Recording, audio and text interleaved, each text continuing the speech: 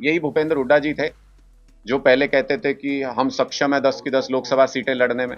मैंने तब भी बताया था, काहे के सक्षम है भाई, बाप बेटा दोनों हार गए थे पिछला लोकसभा चुनाव। कुछ ताकतों ने ये कोशिश की कि हरियाणा की राजनीति में नव जीवन लेकर के आई आम आदमी पार्टी की कैथल के पूरे कैंपेन का प्रतिनिधित्व करने वाले रणदीप सुरजेवाला जी के इलाके में 17,000 वोट से पीछे कैसे रह गए हम लोग, गठबंधन पीछे कैसे रह गया। दूसरी तरफ अशोक अरोड़ा जी थानेसर में 500 वोट से आ रहे थे अपना चुनाव। इतने बड़े नेता, हुड्डा जी के कहते हैं राइट हैंड मैन है, उनके इलाके में अगर 18,000 वोट से गठबंधन हार जाए तो ये सब इत्तेफाक नहीं हो सकता। मैं सिर्फ इतना कहना चाहता हूं कि कुछ ताकतों ने ये कोशिश की कि हरियाणा की राजनीति में नव जीवन लेकर के आई आम आदमी पार्टी की भ्रूण हत्या कर दी जाए, क्योंकि उनको पता था कि अगर कुरुक्षेत्र की सीट आम आदमी पार्टी जीतती है तो उसके बाद ऐसा तूफान आएगा जिसमें ये पुराने राजनीतिक दल उड़ जाएंगे। इसलिए आम आदमी पार्टी की भ्रूण हत्या की साजिश की गई कुरुक्षेत्र के अंदर। लेकिन मैं उनको ये बताना चाहता हूं, जब बच्चा एक स्टेज से आगे निकल जाता है और गर्भ के अंदर जब वो बड़ा स्वरूप ले लेता है तो भ्रूण हत्या संभव नहीं होती, फिर डिलीवरी होती है। तो आम आदमी पार्टी अब अस्तित्व में आ चुकी है और जिसको आम आदमी चाहता है उसको आप पूरी ताकत सारी साजिशें लगा के भी रोक नहीं पाओगे। हम आम आदमी की पसंद है, आम लोगों की पसंद है, इसलिए हरियाणा की राजनीति के फलक पर आने वाले दिनों में छाने वाले हैं। और जो साजिशें कुरुक्षेत्र सीट के ऊपर की गई, हमने तो अभी तक पूरे हरियाणा स्टेट का हम रिव्यू करेंगे, सारे कार्यकर्ताओं को बुलाएंगे, तब उसमें असली वजह, असली पॉइंट्स हम निकाल के दे सकते हैं। लेकिन जो लोगों का फीडबैक आ रहा है, जो लोग हमें बता रहे हैं, लोकल स्थानीय लोग बता रहे हैं, हमारे कार्यकर्ता बता रहे हैं, कांग्रेस के कार्यकर्ता हमें फोन कर करके बता रहे हैं, वो संदेह पैदा करता है, कुछ सवाल खड़े करता है जो मैं आपके समक्ष छोड़ के जा रहा हूं, जो लोगों के बीच में छोड़ के जा रहा हूं, कि ये यकीन करना संभव नहीं है कि कैथल में रणदीप सुरजेवाला जी इतने बड़े नेता, कांग्रेस के राष्ट्रीय स्तर के नेता हैं, पता नहीं कहां कहां किन स्टेट्स में कहते हैं चुनाव लड़वाए हैं, प्रभारी रहे हैं, कैथल के अंदर बताते हैं कि कद्दावर नेता है हमारा, सिक्का चलता है। अपना खुद का चुनाव 500-700 वोट से शायद वो पिछली बार विधानसभा में रह गए थे, मुश्किल परिस्थितियों में, जब वो जींद से हार के आए थे बुरी तरह से, तीसरे नंबर पे रह के, समझ आता है कि 500-700 वोट से वो रह गए थे। लेकिन ये समझ नहीं आता कि वो अपने चुनाव में पिछली बार 500-700 वोट से रह गए थे, उसके बाद बीजेपी के खिलाफ इतनी एंटी वेव भी चल रही है, उसके बावजूद कैथल के पूरे कैंपेन का प्रतिनिधित्व करने वाले रणदीप सुरजेवाला जी के इलाके में 17,000 वोट से पीछे कैसे रह गए हम लोग, गठबंधन पीछे कैसे रह गया। ये बात समझ में नहीं आती, ये सवाल हमारे भी मन में है, इसके ऊपर हम चर्चा करेंगे, इसके ऊपर हम अपनी बैठक में भी चर्चा करेंगे। दूसरी बात मैं कई सारे तथ्य आपके सामने रख रहा हूं, जो लोग जो हमसे सवाल पूछ रहे हैं, रणदीप सुरजेवाला जी कहां वोट करते हैं, किस बूथ पे वोट करते हैं, जरा मुझे नहीं जानकारी थी, ये मुझे बताया किसी ने, जरा एक बार वो बूथ नंबर निकाल के देखिएगा। इतने बड़े कद के नेता जो विधानसभा में यहां से विधायक रहता है, मंत्री रहे, जो खुद हारे भी तो 500-700 वोट से हारे, अगर उनके बूथ पे गठबंधन हार रहा है तो सवाल तो दिमाग में आता है कि ऐसा कैसे हो सकता है। दूसरी तरफ अशोक अरोड़ा जी थानेसर में 500 वोट से आ रहे थे अपना चुनाव। इतने बड़े नेता, हुड्डा जी के कहते हैं राइट हैंड मैन है, उनके इलाके में अगर 18,000 वोट से गठबंधन हार जाए तो यह सब इत्तेफाक नहीं हो सकता, इतना गजब इत्तेफाक नहीं होता। तो इसलिए सवाल मन में आते हैं, शंका मन में आती है। रादौर में कांग्रेस के विधायक हैं और दूसरे विधायक भी जो अब हमारे वहां से हैं, मेवाराम जी, वो भी कांग्रेस के विधायक हैं, बिशन लाल सैनी जी भी कांग्रेस के विधायक हैं। क्या गजब इत्तेफाक है कि जहां जहां कांग्रेस के विधायक थे, जहां जहां कांग्रेस के कद्दावर नेता थे, उन कॉन्स्टिट्यूएंसीज के अंदर हम हार जाते हैं लोकसभा चुनाव में।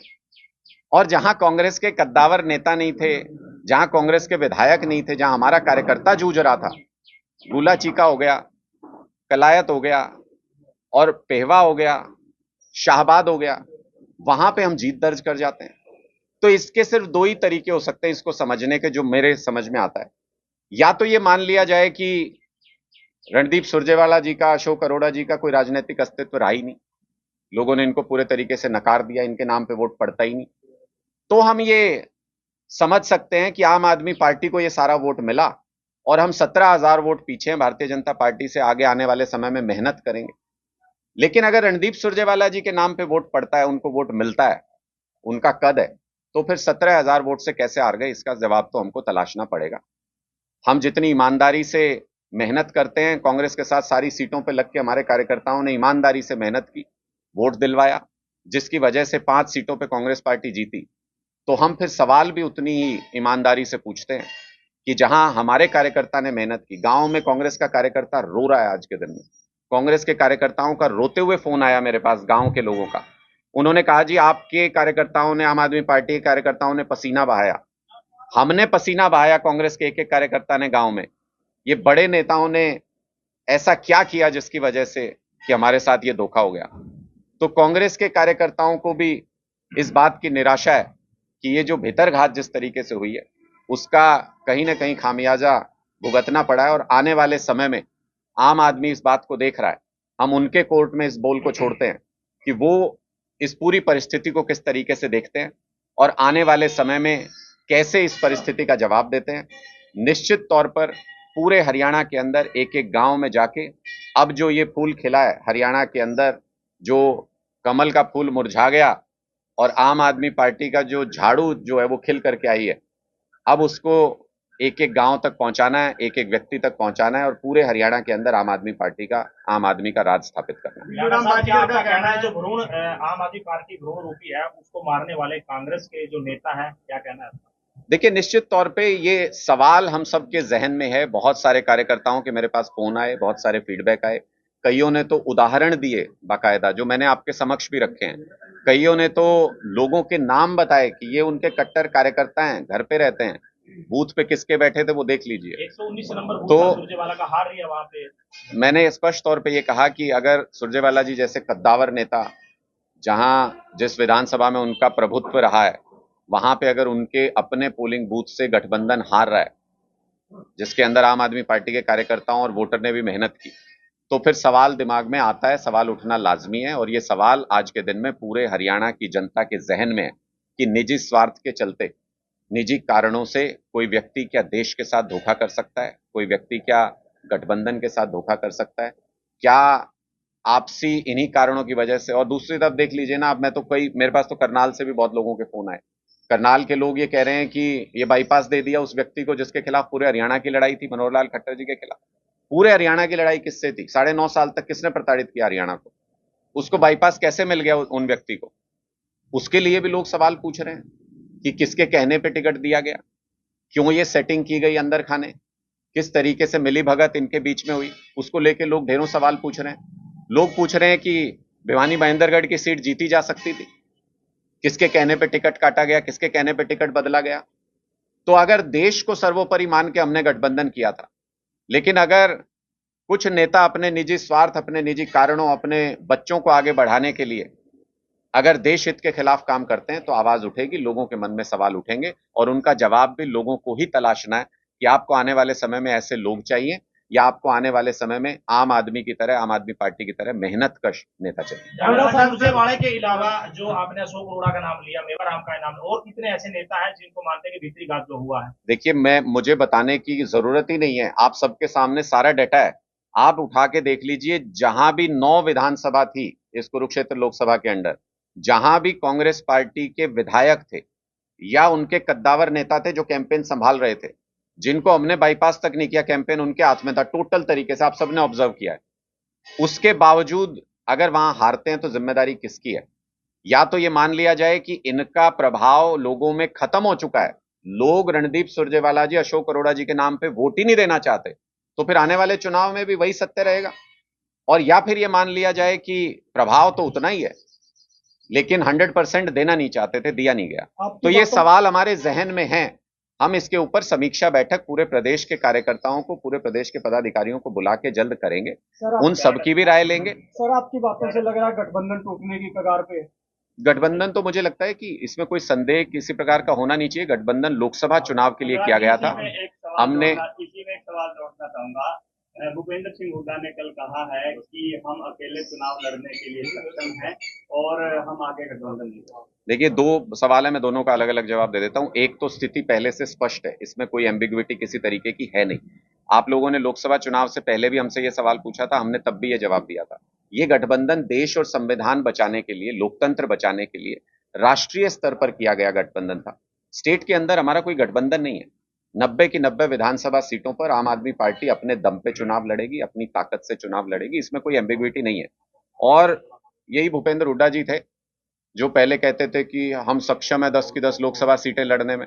मैंने तब भी बताया था, काहे के सक्षम है भाई, बाप बेटा दोनों हार गए थे पिछला लोकसभा चुनाव। ये तो आम आदमी पार्टी को धन्यवाद कीजिए कि हमने इंसिस्ट करके लगातार कह के ये गठबंधन किया, जिसकी वजह से 5 सीटें कांग्रेस पार्टी को हरियाणा के अंदर नसीब हो गई। और आज भी ज्यादा अहंकार में आने की जरूरत नहीं है हुड्डा साहब। ना आपके पास नंबर है, ना भारतीय जनता पार्टी के पास नंबर है बहुमत का। बहुमत का नंबर आम आदमी पार्टी के पास है। इसलिए अपनी स्थिति में रहिए और लोगों ने जो आपको मत दिया है उसको अपना मत समझ के अहंकार में मत आइए। देश को बचाने के लिए, लोकतंत्र को बचाने के लिए लोगों ने मतदान किया था। अब हरियाणा के मुद्दों के ऊपर बहस होगी, और अब जब हरियाणा के मुद्दों के ऊपर बहस होगी तो लोग सवाल पूछेंगे कि आपकी सरकार के अंदर दलितों के ऊपर जिस तरीके के अत्याचार हुए, वो सवाल भी आपके सामने आएंगे। आपकी सरकार के अंदर युवाओं को जिस कदर बेरोजगारी का सामना करना पड़ा, वो सवाल भी सामने आएंगे। एक ही सिक्के के दो पहलू बेरोजगारी के मामले में कांग्रेस और भारतीय जनता पार्टी पहले से रहे हैं। तो जब हरियाणा के स्तर की बात होगी, हरियाणा के मुद्दों पे बात होगी, तो किसानों की भी बात होगी, युवाओं की भी बात होगी, महिलाओं की भी बात होगी, दलितों के ऊपर हुए अत्याचार की भी बात होगी। उन सवालों का सामना कीजिएगा और तब बताइएगा कि आप कितने सक्षम हैं। आम आदमी आज के दिन हरियाणा के लोगों की पसंद है, और अगर पूरे हरियाणा के अंदर आप इस लोकसभा के नतीजे को, इन वोट को रेप्लिकेट करके देख लें, तो आने वाली सरकार में सबसे महत्वपूर्ण भूमिका आम आदमी पार्टी की होने जा रही है। हरियाणा के विधानसभा चुनावों में सबसे महत्वपूर्ण भूमिका आम आदमी पार्टी की होने जा रही है। दिल्लू राम बाजीगर का ये कहना है कि जो गुप्ता को वोट मिली है वो कांग्रेस की वोट है, आम आदमी पार्टी के तो कार्यकर्ता यहाँ पर थे ही नहीं। अरे छोड़ दो ना, दिल्लू राम जी को पूछे कौन है यार, रिटायरमेंट झेल रहे हैं अपनी, चलते रहे।